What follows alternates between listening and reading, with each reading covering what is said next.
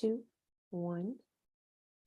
Welcome to the Science and Magic channel again, Sophia. And for those of you tuning in, I've had Sophia on my channel twice now. This is our third conversation, and it's really such an honor to have you here. You're a dear best friend of mine, a colleague, and we like talking about this stuff anyways. We like talking about neuroscience, about feminine energy, about how to live through the body. And so we decided to just start seeing what it was like to film these discussions. And I just thank you so much for your time, Sophia. Thank you for being here.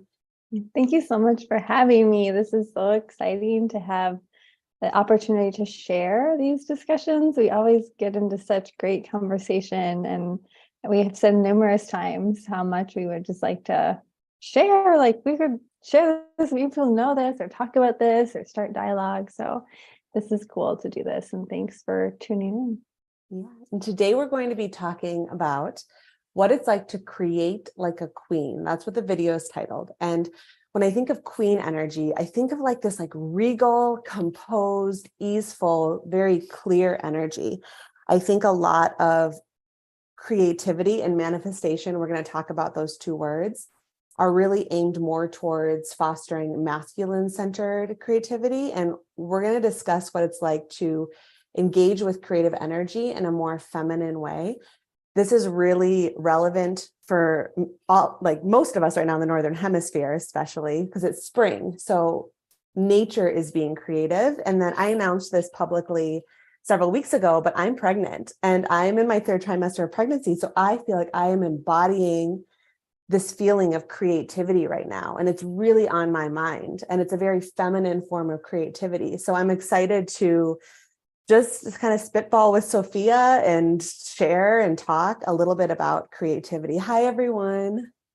Welcome in. Thank you for saying hi. Feel free to say where you're tuning in from. We love to hear from you. And you're welcome to ask questions as we go, to comment. We love this being interactive. So go ahead and share.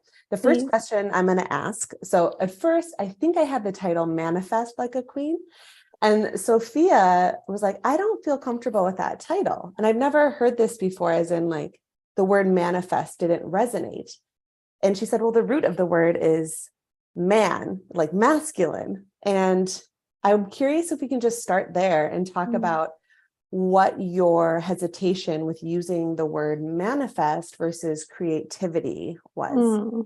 Yes, I think that's a really interesting discussion. And when we discovered that, because you even asked me pushback, because I use it in my vernacular, like, oh, I manifested that, or I'm going to manifest this into my life. Like that's something that we use, I've been using for a long time.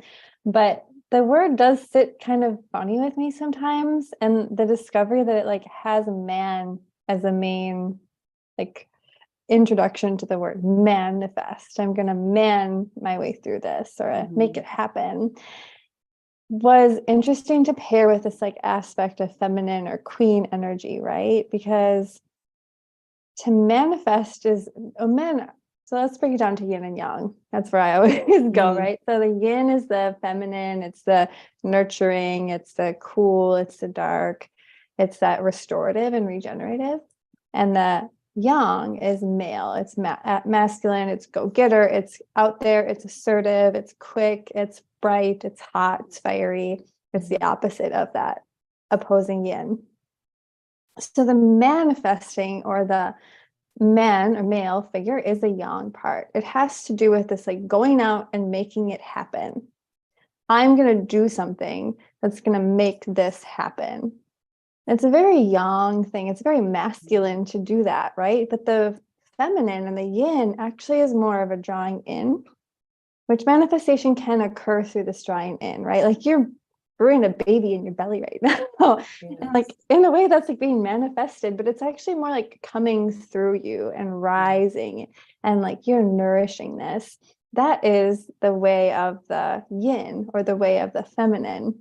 And I think if we're going to be queens about things, instead of going out and getting it done and going and taking charge of it in the man way, we would more like orchestrate and execute and like work behind the scenes to create a path for this to unfold, which is a key thing that I think was my main piece of I don't know, beef with it. I was like, I don't know if I want to be like, oh, manifest like a queen, more like be creative, or like draw the life you want to you in this way that's very feminine. And the queen isn't going out and running the horses of charge of the army, right? Like the king is doing that. The queen is in the castle, making sure everything is like in order and everyone is taken care of, and the kingdom is calm and bringing forward life in that way. I don't know. How does that sit well with you? What thoughts did that provoke for you when we were entering this discussion? I know it was surprising to hear me be like, I don't like that word manifest. Well, I think it posed a really interesting discussion, and I love talking about these concepts in story and in relationship with nature, which we'll get to later in the conversation. But when I just envision, and for those of you tuning in or listening to the live stream, just envision the energy of a king sitting on a throne and a queen. It's a different sort of embodiment. And when I do think of a queen, I think of this glow. Not that the king doesn't have presence, but it's more of a glow. It's leaned back. There is composure, which I think is really interesting. I think often we can think feminine energy is just soft and mushy. There's a state of composure and regalness. And it's almost like my eyes feel drawn to the queen. Like, wow, look at this beauty. Look at this presence. Look at this inside out glow. I want to do something for the queen, like without asking.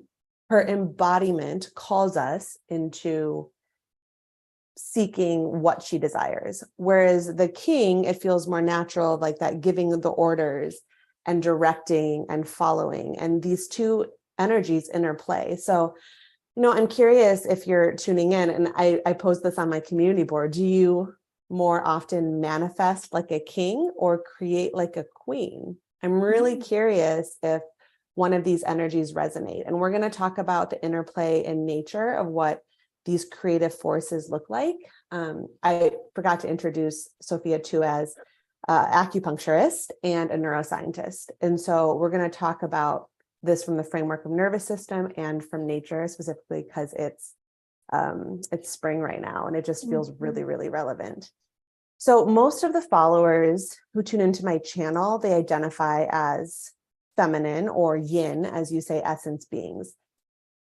What approach should someone who has a more naturally feminine essence take towards co-creating their life? And do you think it's different than what society teaches us? So let's say someone wants to, and I say we're conscious creators because we're always creating our life. It's a matter of if we're conscious in it, in my opinion. But let's say in the example of, I want to start a business, we could just say that. What would a masculine approach be to that? And what would a feminine approach, a yin approach? Ooh, man, that is a great and a kind of a big question. A masculine approach to starting a business and a feminine approach to starting a business. If I'm going to dive into that, I think it's helpful to go back to that king and queen analogy you had, right? The king is like giving the orders, he's executing the things, he's giving the commands, he's like the general or the executor of things. And the queen is kind of sitting back. And if the kingdom is balanced, it's not a passive queen. It's like a queen who's approving and by her presence confirming that she is in agreement with what's moving forward and allowing it to come forward and trusting the king in his delivery of moving things through. However, she's not standing there passively saying like, this is fine, I'm okay with this when she's not, right? She's an active creator, but in the background, kind of with the presence of this is happening because I'm allowing it to happen. I'm like giving this permission to take root. And if anything needs to happen to govern it, I'll be here. But right now I'm trusting in the other forces to execute this well. So I think in a business plan way or starting a business, the masculine energy, which needs to come forward, is the one that's getting the list done. It's more the type A piece, right? Like the type A archetype can be thought of as more yang or masculine in some ways because it's rigid, it's ordered, it has a clear plan and a it's very action oriented, as far as like this action needs to happen and this needs to happen next. The feminine aspect is more the plotting or the planning, and then the navigating the relational dynamics of like, who is going to be my bank accountant, and who am I going to go to for this question, and who am I going to call into my arena to help me co-create this, where the masculine is more on their own, and they're the in charge and the general and getting those practical things accomplished. But the feminine aspect is kind of building the blueprint or the framework, and then laying the irrigation system for this to be able to be watered and grow over time. Does that make sense? Or is that really too abstract? It does. And I think you hit on a really important piece that I just remembered when we were talking about the word manifest, that it's missing the co-creative piece, and that feminine energy is very relational in nature. And it's very co-creative, and you were saying to me that it's not just us bringing visions forward, even if it is just us in our body. There's a belief that we both share that there's some sort of spirit involved in helping us to co-create, and that the manifest can often be like, I am manifesting this on my own, solitary, just doing it by myself, without the acknowledgement that there's a co-creation with universal forces. And I know manifest is sometimes used with that understanding as well. But I think that's an important piece, is that feminine centered creativity manifestation has a lot to do with building relationship, calling people in, allowing yourself to receive help and to receive support, and not doing everything by yourself. Right. And even think about, as you're like, I'm going to go back just again and again, because you are embodying the most feminine thing we do is like harbor lives within us, right? You're not manifesting that in the way that you're thinking through it and you're doing all the things. This is just happening as a process in you because of choices you've made, of course, and the things you do impact it. But you're an active component in allowing this to come forward and grow and this life to unfold, right? And that's how the feminine, I believe, enters creativity in the world, in nature, in ourselves, in our lives, is through this being this vessel for things to come forward, but also a container and a nurturer to give ground for that. Yeah. We have a question. Someone said, what is the fine line between embodying queen energy versus entitled energy? Interesting question, because that sense of sitting on the throne, having that regal sense, having something composed, can come across as entitled. Do you have anything that comes to mind right away? I can take a jab. Yeah. Well, I mean, I think the first thing that came to my mind as I heard that question was that the entitlement piece is a very imbalanced aspect of it. It's kind of the dark side of it, rather than when we're actually in balance, or we're exhibiting our confidence and our sturdiness. That can come off to some people as entitled. But I don't think the feminine is necessarily feeling entitled or very egotistical about it. But it is an assertiveness of this is me, this is mine, this is my creation. And I'm not entitled to it, but I'm working towards it and it's coming through. But that can come off as, this is mine, I deserve it, you don't. If there's a disregard and entitlement, I think that allows you to be higher than somebody else because of something you're denying. There's something that gives you that privilege that other people don't have. And I don't think that that's a very feminine way. Feminine is more communal, building up each other. Yeah, you resonate with that too. And I think that the entitlement piece comes away from the feminine part.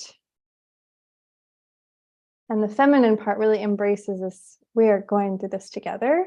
And I deserve this, or I earn this, or this is mine. But I'm going to use it for the good of the community, or for the good of the whole. Does that resonate? What do you think of that?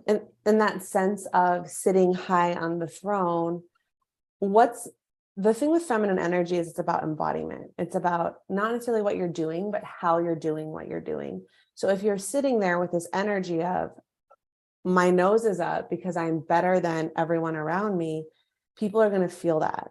There's some sort of nonverbal communication, energetic communication that happens. If you are in your heart, if you are someone who is open, who sees the people of your kingdom or queendom as your equals and that you are stewarding their well-being, they're going to feel that. And Yes. so entitlement is when it's hierarchical. And I think that's what you were getting at. Yeah, And you said high standards versus entitled. Yeah. And so it's having standards. It's for having, sure. it's like, this is what I allow into my energy. This is what I don't, but I'm not better than any of this. Right. Well, think about the archetypal woman, right? Or the feminine, the mom. The mom isn't there to be like, I deserve all these things, and my children are gonna they're not entitled, maybe at times. But at the end of the day, even with a kingdom, the queen's role or the mother's role is to foster conditions for everyone to thrive. Like the queen is most successful when everyone is doing their best and everyone is thriving. So it's always this giving back of like, we might have standards for ourselves, but also for others. And those are things, there's respects we're due, right? There's things that we should expect and to require for ourselves and of others, for others. But there's not this power over or this hierarchical piece that comes in with, I believe, what is true femininity, which is much more balanced and about growing the whole rather than the unit. Does that make sense? This makes me think of, with my business, one of my practices is that I pray over my business, and I pray for the energy of harmony to be infused on my YouTube channel, in my podcast, and for that listeners and subscribers to feel blessed and nourished. And so this isn't something that is output doing visible, but in a sense, it's reminding me of like, the intention that I hold in my business is for all of us to be held in harmony and love. Exactly. And so that's something that if you're thinking of starting a business, and you do need masculine and feminine principles Yes, to create anything, but holding intention in your heart and checking in with your heart and as to what your why is, and feeling into the energy of those, whether it's your team, whether it's your clients, whether it's your customers, and really wishing for their well-being. I love this. Yeah. Thank you. I love that it's mostly energy embodiment. That's feminine energy versus verbal action alone. Yes. How are you sitting on your throne? So let's go ahead and shift towards nature. We're in this beautiful spring season. Both Sophia and I live in Minnesota, so we feel the season changes. Yes, so very much so. And I like to think of, okay, so we plant a seed in the soil and it starts to grow, pushes up through the soil. It has a stem, it starts to blossom. Can you use that imagery to maybe point out any dynamics of masculine, feminine creativity in nature rising up to this? Yeah, well, the described process you had there with the seed cracking open and sprouting up and rising, those are all yang aspects. Those are all masculine aspects. Those are all going out into the world and moving forward. Where the yin comes in, or the feminine comes in, is the process of absorbing the nutrients from the soil and getting the sun in to build new cellular structures and new chlorophyll that's going to allow that plant to continue to grow. That less seen process, but equally as important, because you couldn't reach for something if you didn't have the material. And the material comes from this conversion or extraction of the elements around you to create something new. So while the yang is pushing forward and breaking open new boundaries, the yin is absorbing everything in the environment that can come in to create this new opportunity. Wow, I love that. I hadn't thought of that. It's the receptivity of the sunlight and the soil so that it's able to have the energy to grow. And how many of you who tune into my channel who identify as workaholics, as high achievers, high performers, get stuck in the growing up towards the sunlight, but don't do enough of the receiving the sunlight, receiving the water, receiving the soil. Yes. And that's the feminine aspect, right? The Yeah. feminine aspect is to take in and to transform, to create, to lay the foundation for the doing, the going out, the things that look outwardly more productive. So I think to those you're speaking to, those types who are very high achieving and live in a very masculine world, if you're going to grow in the femininity aspect, it would be really to prioritize nurturing and coming into this yin state of being present with yourself and playing with the elements in your environment for fun, right? So you can understand them and then creatively use them in new ways that might not be as available to you if you're just trying to climb up, but you just as much need to dig down and out to see and feel the world around you, to know where it would be clear to reach for, where the best opportunity might come from, and then have everything in place so that when it comes time to be young, to be masculine, you can execute that. I love it. And if you think of it, a flower, we'll just take, I don't know, flowers coming to mind right now. I love flowers. Go for it. But that's going to grow in a richer way, blossom in a fuller way, if it's dug deep and let itself to receive water, receive. So I wonder how much of us, you know, I'm just saying collectively as like workaholics or high achievers, stunt what's possible by not leaning into feminine principles of receptivity and allowing nourishment. That's what's coming to mind right now. I think it comes up a lot because the world tells us go bigger, go further, reach for the higher thing. Yeah. And those are great things to do, but only if you have the sustenance to do it, right? We don't want to burn out, and we're going to burn out if we just continually look to go higher and higher. But really working to nurture ourselves and strengthen ourselves as we rise will lead to just a much better blossom and a more solid longevity for us and our seeds, right? They're coming forward. Yeah. If we can really nurture ourselves as we go and the process around us too. I'm thinking of my pregnant body right now and like how the growth is happening from within me. And I'm receiving a lot of support right now. I'm receiving acupuncture. I'm receiving chiropractic care. I'm receiving good nutrition. You're sleeping. You're doing the things. Yeah. And I'm drinking so much water.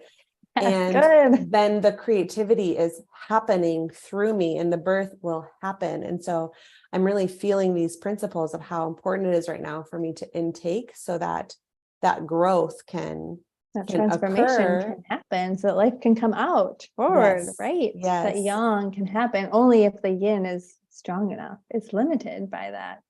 Yeah, it's so interesting. So yeah, if you're tuning in, think about what that flower is that you're interested in blossoming in your life right now. It doesn't have to just be work. It could be within your family life. It could be a relationship. It could be love life. But what's the blossom? And then also remembering that we're not always in blossom mode. That blossom comes from all these other principles and this groundwork before, from that receptivity. If we were always blossoming, then blossoming wouldn't be a thing because it would just be a continuous it wouldn't be special, right? Yeah. Well, and think about it. In order for a flower to come forward into the world, what has to happen? Another flower has to have decayed, and the seed from that flower needs to have like gone into a shell and then get buried in the earth. Yeah. And then it has to literally break itself open in order to have a sprout come up. And then hopefully the conditions are right for that sprout and it is able to take in what it needs from the environment to grow forward bigger. And if that's all been done well, and if the nourishment and the rest and the sun and the activity and the conditions have all been correct, then it will bloom on a flower too that will produce seeds and start the cycle over again. But the blooming is only valuable because it's limited. Yes. Yeah. And it's special because of that too. Yes. Can you just describe, before we move on to more of the neuroscience approach, I love how you describe seasons of, because I think that this deconstruction piece, or this falling apart piece, this hibernating piece in general, can be a really difficult feeling for many people, especially who are high achieving personalities. It can feel uncomfortable, and it can feel like I'm not being productive. The production comes from, oh, when I'm growing and blossoming and I see output. Can you talk about nature and how maybe the 4 seasons, just, I know it's a huge question, but like a synopsis of, maybe fall to winter to spring to summer, and how that shows the masculine, feminine creative principles, the yin and the yang. It's a huge question. I know you have a lot of teachings around this. So just like some sort of general just summary. a quick synopsis. Yeah. So we're living in the Northern Hemisphere in Minnesota, where we see seasons change really quickly. So I'll go by the archetypal winter, which is snowy and cold and dark. The sun is not out as much. And the summer is the opposite, hot, bright. The days are long. It's sweltering. There's no snow. And then fall is when everything from that blossoming is starting to decay and the leaves are changing color. It's beautiful and brilliant as everything kind of goes out and dries up and falls down to the ground. And spring is the opposite of that, even, where it's going from the dormant state of winter, which was dark and dry and cold and gray. And now that green is starting to emerge, those seeds are starting to sprout, it's starting to warm up, right? So that warming process, that bringing into light and bringing forward the renewal, is the yang, the masculine part. The decay piece and the going inward to nourish, or the dark underworld that we go to, or the winter inward aspect, is more of the yin, the feminine. I'm thinking about a tree. For it to grow, it needs to go through this process. And there's more trees in the Northern Hemisphere that have this life cycle more visible than in closer to the equator. The Southern Hemisphere, they might be a little bit different. But in the winter, it looks like the tree's dead, right? All the leaves have fallen. But it's actually during that winter that sap and cellular processes and root establishment is happening. So the tree is not going out into the world now. It's kind of drawing itself in and fortifying itself and digging down into the ground so it can draw more life forth, the renewal of that yang energy, or the summer, spring again. And if it didn't do that work, if it didn't reach down, it didn't go inward to preserve and try to spread deeper, it wouldn't be able to reach as high or reach as wide or grow as many branches in the season of the visible flourishing. But the yin nourishing is so foundational for that process. Just like in the winter, we have hibernation, or we have different cycles that can feel so cozy and so renewing in the winter. And then in the summer, we're ready to enter and be more outgoing, or more up late and more rambunctious. It's a balance there, and one definitely feels more exciting. The yang aspect, or that masculine piece, is more, look at me, look at what I'm doing, I'm accomplishing it. It feels good, and you can look at other people and see that. The yin is the under the covers, or under the snow, or in the winter, digging down and renewing. That just isn't as visible on the outside, but is so important for that yang to actually have substance to it and be able to really flourish come time. Does that answer the question? Yeah, 100%. What I'm hearing, so coming back to this, like, create like a queen versus manifest like a queen. The queen lets herself have periods where she falls deep within herself, within her work, and knows that that depth will inevitably create a blossoming or a flourishing or something visible. And that depth could be inner work, inner reflection. It could be studying your craft. It could be, going to therapy and working with your mind and the way it works, so that when you find the person you want to be with, that relationship can blossom in a different way. But a queen knows that going in, that digging deep, that resourcing is creative. For sure. And it's in that stillness that the creation around her is able to really feel the most secure. Think of the queen on the throne, right? It's a king is out deliberating things and telling the kingdom what to do. And the queen is frantically running around, like going to bake a pie really quick and coming back, and just like all over the place, scattered, or even countering what the king is doing or telling other people different directions. That kingdom doesn't feel harmonious. It doesn't feel steady. It feels chaotic. And the feminine can seem chaotic to the masculine, but it is very in touch with the environment, and it's a lot stiller and able to move and able to utilize the raw materials around it to create what the feminine wants versus commanding the raw materials to do things. Does that make sense? That's a good clarification. The stoic queen is allowing things to happen and come forward with the raw materials around in the environment or in the kingdom that allows this thing to grow, where the masculine is commanding the materials and telling them what to do. It's a different aspect, and both are needed to be successful. It's not one or the other, but to do it in a feminine way, especially looking at the yin yang way, like that, if we're looking at that as a way to discuss masculine, feminine too, it's a lot more under the radar or creative in bringing magnetism to things and allowing things to be, rather than deliberating and trying to control. Control. That's a big thing. I know my followers have a hard time with releasing control.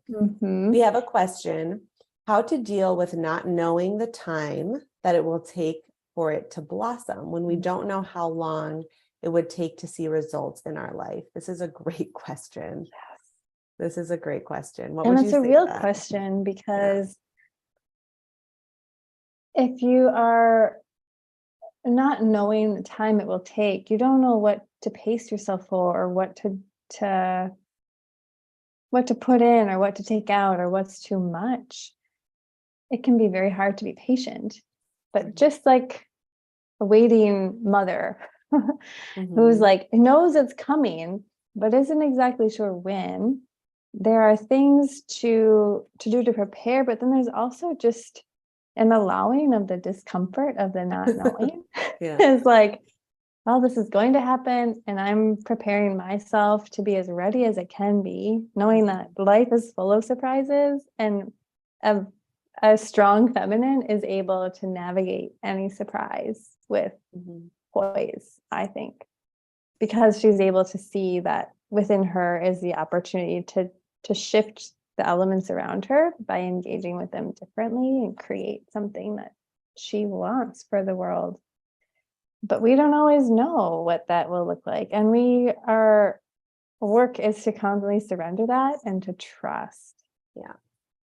Keyword, we don't always know what it's going to look like. So what I'm hearing in that question too, and I'm thinking of myself at certain times where I'm putting in all of this inner work, and I'm assuming that it's going to be a specific type of result. And I think part of being in feminine energy is not anticipating exactly what the result is, letting that go. So this baby that will be born from within me, I don't know what he's going to look like. I don't know what his personality is going to be. If I had this rigid feel of like, okay, he's going to like these activities, he's going to have this personality, he's going to have his dad's nose, my eyes, like that would be holding on to the results. I know something is going to be birthed, a being is going to be birthed. And aside from that, it's leaning back and trusting that all of this input that I've been, taking in, that the structural alignment, that the support, the healing practitioners, the love, the prayers from loved ones, that will generate and have an impact. But the exact, we don't always know. And that can be said about business. That can be said about our relationships with our loved ones. That can be said about, getting our dream home, whatever that is, like letting go and just knowing that it's inevitable that it will blossom, but we may not know what. No, and I think that's the role of the feminine in the world, right? Is to be okay with the chaos and the not knowing, even though it can be so uncomfortable and So we can be very uncomfortable. impatient. Yes. That I'm the most impatient person, you know, so it can be difficult, but leaning into this understanding that life comes through us, it doesn't come from us, right? Like you're not the one who's thinking this thing, this being, this baby in you into being. Like nothing you're doing beyond your body's magic ability to create this, and you fostering those conditions is making this baby any more than it is being made already, right? So what you're talking about is you're thinking about like, what are his eyes going to like? What is he going to want to do for activities? Those can be planned out and thought of, and those are very young or very masculine aspects to really think through that and be like, no, this is, I'm going to demand or command this way. But the feminine shows up, the mother shows up and says, whatever is there, I'm going to welcome it. I'm going to work with it, and I'm going to make the most beautiful thing I can out of what we have to work with. And I'm going to hold my eyes on the horizon and the environment around me to protect it, because I want to keep it safe and nurtured and for it to grow. But I'm going to allow it to be and to surprise me and for things to come forward. And then I'm going to work with that to make something beautiful. And the masculine makes beautiful things in a different way, but the feminine is more willing to work with the unknown and always willing to bring it forward to thrive in whatever it is that's going to unfold, not in herself.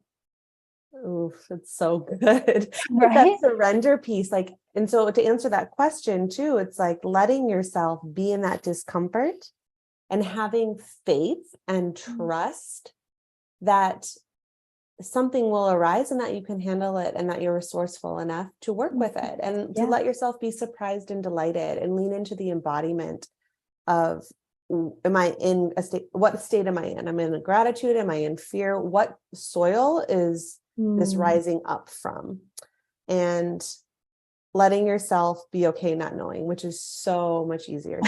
I've tried to describe, you can't push yourself into a state of surrender either. Like surrender just happens. It's such an interesting concept for me. You can practice things though. Like you remind me that so much with your work and what you're bringing forward is like, this is what it looks like to ease into it or allow yourself to be present. Or to get to a state in a yoga practice where you're just breathing and you're feeling supported by the ground beneath you and your breath. And if we can remember to embody that feeling, and the embodiment is the more feminine aspect, that tuning in and that grounding down, that yin state. If we can remember to do that, the conditions around us don't matter in the same way.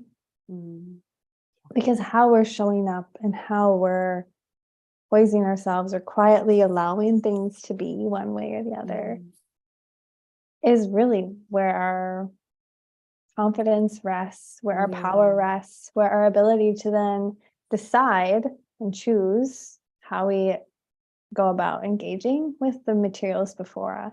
Engaging with the materials before us. I love it. Thank you, ladies. Enlightening. You're so welcome. Thank you for the questions. We love the questions. They're really helpful because I'm like, I have so much information I could talk about. What is it that people are looking for, grappling with, to be able to bring something of value to them? Let's shift a bit to the nervous system and neuroscience. I know in general that masculine energy, young energy comes from head, like brain, like thoughts, and feminine energy is more embodiment. And the cool thing about the nervous system, we often think like, oh, nervous system, brain. And so there's a lot of discussions about the brain, but I love talking about the full body because we have a spinal cord. And from the spinal cord, we have nerves that branch out and innervate organs and muscles and skin and bones. And it's like, the brain is the body is the brain. But I'm curious, will you describe first what neuroplasticity is? Neuroplasticity is the ability for our nervous system to adapt, to change, to learn, and to grow. Yes. to be plastic, right? So there's this counter idea years ago that the nervous system was what it was and it couldn't grow and it couldn't change and things were the way they were. It's very rigid. It's a very young aspect thing to think like, oh, everything is this way. But it's not that way. There's tons of opportunity for growth and regeneration and renewal and deviation from the norm, like changing systems. That is when we can maximize that opportunity to grow and to change and to learn. It's all neuroplasticity. Yes. And when thinking about the nervous system too, I just like to sit and contemplate this because it's energy.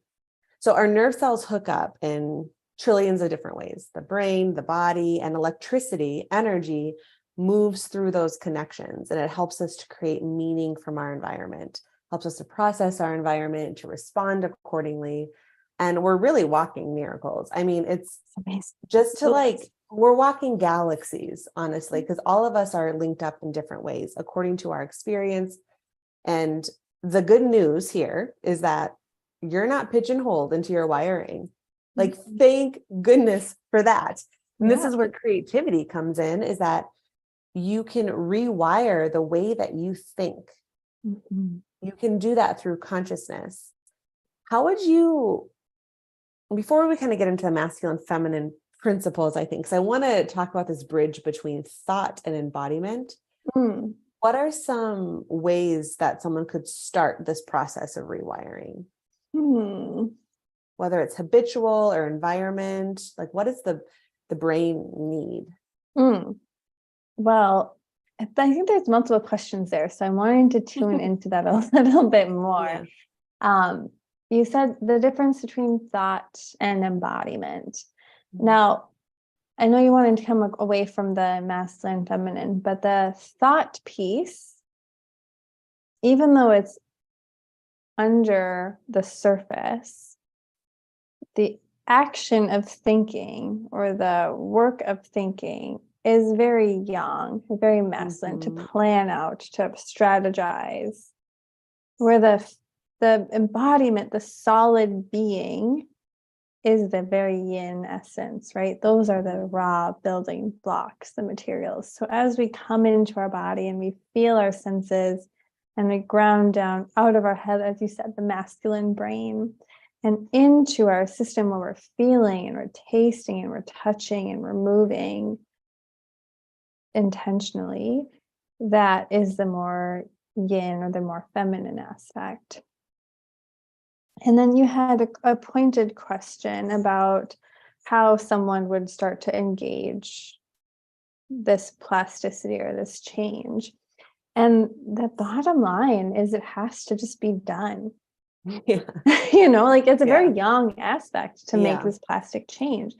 You just have to make a choice to start. Now, that doesn't mean you all of a sudden start doing everything left-handed, but it is to say you're not going to think through how to be left-handed.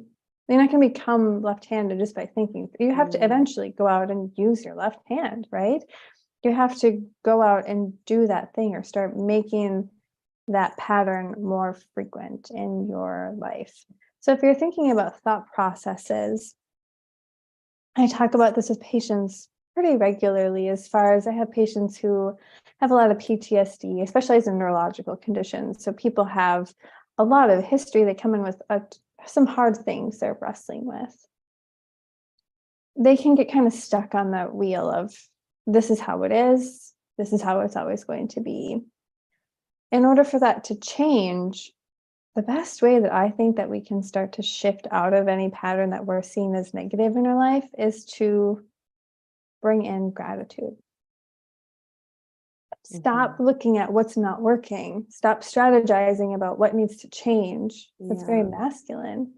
But start to look at what is working and what's intact and what you want more of, to foster that and lean into that. And the more you do that, the more you draw a line in the sand in that pathway And the more that becomes embedded as your way of being. Mhm. And it can feel really unnatural. And it's very forced because you're literally switching gears from right-handed to left-handed, right? So it's not comfortable. If it's comfortable, you're probably doing it wrong. But intentionally choose to shift away from looking at what you're not doing right and Mhm. start to look at what you want more of and lean into whatever it is that will bring you that way. The Does that? embodiment of looking for what's wrong is a striving energy, Mm-hmm. which is masculine. And the embodiment of gratitude is like this, I feel like this leaning back, this sinking in, this using resource of what you already have. So these are very similar themes as we were talking about in nature.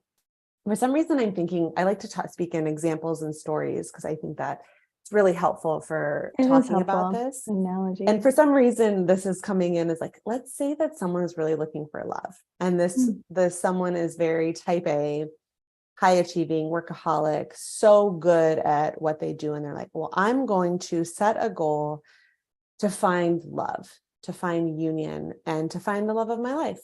And so this demographic might sit, okay, I'm going to sign up for this dating website. I'm going to go on this many number of dates a week. I'm going to start to rewire and to think of myself as someone who's in a relationship. And then they start to go on all of these dates and they're looking for the person in front of them to check off a certain list, and they're almost looking for what's wrong. I feel like so in my head right now, just thinking about this. So this would be like, you start to just strategize. It's very, very strategic. It's very mental. It's very logical. The feminine, the embodiment part is, okay, I'm going to rest in my body, see what it would feel like to find love. What would it feel like? What would happen in my body? Okay, I'd soften, I'd be in my heart. My heart would feel like it's exploding. And then on these dates, I mean, you need a little masculine energy to get out there and like go do the thing, or maybe not. And you should have standards, right? Like you should, everyone will have them. Like I want to date this kind of person or gender of, there's some kind of standard there. Yeah.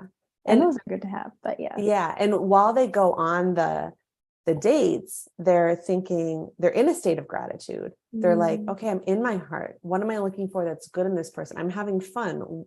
Whether or not this person meets this thing, like this moment is fun for me. How am I feeling in this, how am I feeling? Person? Yeah, it's in the body. Or maybe they don't even go on a dating website. Maybe in your feminine energy, you're like, I'm going to go to an outdoor concert, take myself out on a little solo date, enjoy the sunshine, enjoy. Exactly. Yes. It's body.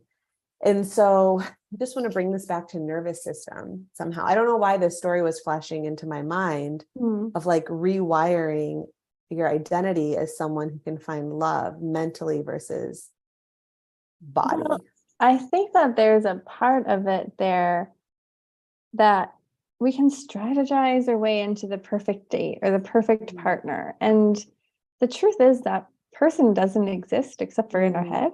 And any given day it might change. What I think would be a perfect partner 2 years ago might be different than what I think a perfect partner would be now, So that's going to evolve. And the chances that you're going to meet one person that's going to check all those boxes quickly and be that perfect embodiment to that prince or that princess it's not necessarily realistic. And I think it really leads to a lot of discomfort in the world. I think the feminine way of going about that is saying, how do I want to feel? What do I want? Maybe I want a masculine energy in my life. And this is what that looks like. And I'll know I feel safe around that. I feel secure around that. And when it comes forward, instead of seeing all the reasons it is or isn't, I'm going to look at what is working right. And at some point, you just commit to making it work. You're not looking to see that, oh, this is the perfect match and it checks all the boxes. And I know that it qualifies because it has this list. Not that those lists are terrible, they're good to have. But there's a piece of the feminine that allows things to be as they are and still creates something new from it that was even better than what came in the raw form, right? So the true feminine is able to take a good specimen that meets that standard, and instead of disqualifying them on a few things, saying, no, I can work with that. We can work that. We can make this something new. You're not going to be this way always. And I'm not going to be this way always. And we can evolve. Like, it's the feminine, I think, is so, it's such an evolving energy. It's so creative in a different way, in a way that works with what it has instead of commanding it to be something. I think that list aspect you were talking about, or the dating app aspect that's looking for the perfect match, like, it is a list of qualifications, which isn't bad. But if that's all you have to go on, there's no emotion, there's no bonding, there's no creativity together, that I think it misses that. Does that get to the answer? It's the feeling, like, how are we embodying these interactions? That's the creativity of a queen, of like, what state am I? Am I in my head right now? Or am I in the rest of the nervous system? Am I down my spinal cord and, and all the nerves that branch out to my organs and my gut and my heart? And am I feeling what my body's feeling right now? And even more than that, I think it comes forward with, like, in my nervous system, how am I choosing to move forward and engage with this energy or this existence, right? The nervous system is very sensory, takes in all of our sensory information, and we feel through it. And that's very feminine. Yeah. But it's also motor, it's movement, it's engagement, it's our ability to go out and be in the world. That's the masculine piece. If you have someone who's very thinking through things in their head too much, and they need to change that neuroplasticity to be able to move, like, part of it is just doing that, like moving through it, changing the way your system is going, dancing or going out into the world and trying something new. That fosters that neuroplasticity. You have to have new experience in order to grow and learn. Yeah, this is great. So there is a bit of masculine energy needed for neuroplasticity to happen, of shifting behavior. But the embodiment piece, could someone embody it on their own? Because I've heard different philosophies about this, like, you can draw an experience to you without behavior first. So could you, like, let's say, dress up like you're going on a date at home and evoke a state of romance by cooking yourself a candlelit dinner? And does that also change brain wiring and body wiring? To not for sure. Yeah.